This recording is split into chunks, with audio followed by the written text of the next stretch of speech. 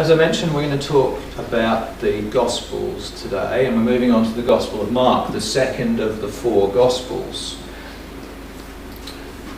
Now, the Gospel of Mark was, we think, the first to be written. I don't know whether you know that.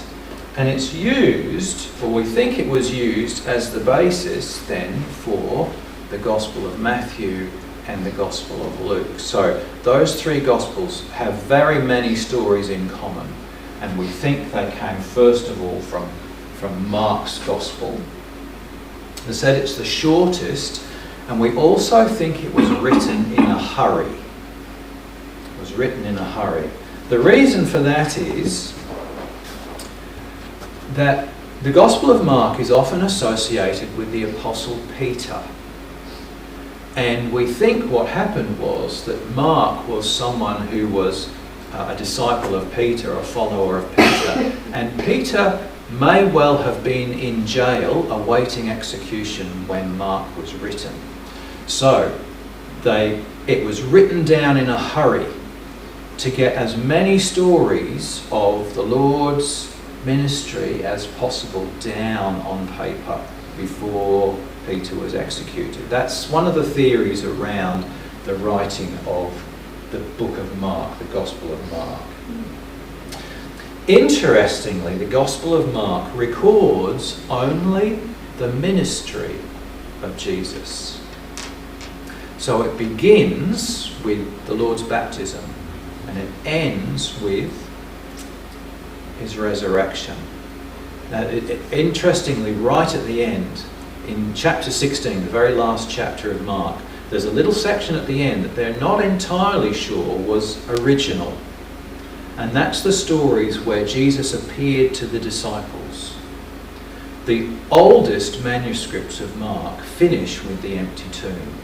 And you're left with a kind of a what's going to happen next sort of sense, a cliffhanger. That's the way Mark may have finished originally, and then they possibly have added on. Now, in our modern Gospel of Mark, we have those couple of stories in of the Lord appearing to his disciples. But it's just interesting, this idea of the cliffhanger at the end that could have been there. Mark uses the word immediately a lot. This happened immediately, that happened immediately, many more times than the other Gospels do. And so it's often called the Gospel of Action, because the Lord seems to go from one thing to another, to another, to another. There's constant action through the Gospel of Mark. And the Lord also is something of a mystery. He's a mystery. We don't really understand who the Lord is, and Mark is trying to raise this question for us. One of the articles I read during the week said that if you go back to, around Jesus' time, there were many, many miracle workers. People who performed healings and did miracles of various kinds, or claimed miracles of various kinds. Jesus was only one of them. And Mark is saying Jesus is more than just a miracle worker. There is something more significant about this man, and it poses the question, what is it? What is so significant about Jesus? Jesus can also be a bit blunt with his disciples. So he says things like this: do you not understand this parable? How then will you understand all the parables? This is spoken directly to his disciples alone. You see? When they question him. One of my tutors at college suggested that Matthew's Gospel pays a little bit more respect and reverence to the disciples because they are the leaders of the early church. Whereas Mark's Gospel, Jesus is a bit more blunt. He says, are you silly? Don't you understand what I'm saying? That's the kind of attitude that you tend to get from Jesus sometimes. If you remember last time we talked about Matthew, I quoted the very first verse of Matthew's Gospel and how it made the connection between Jesus and the kingdom, as being the king, the Messiah. Well, here is the first verse in Mark's Gospel.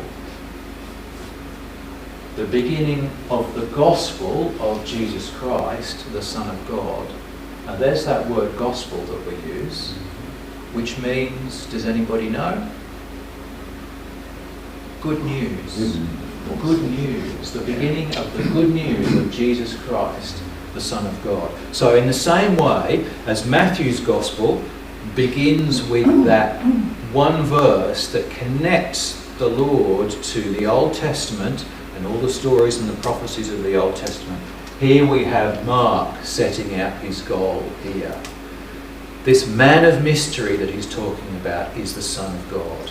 That's the whole point of this gospel.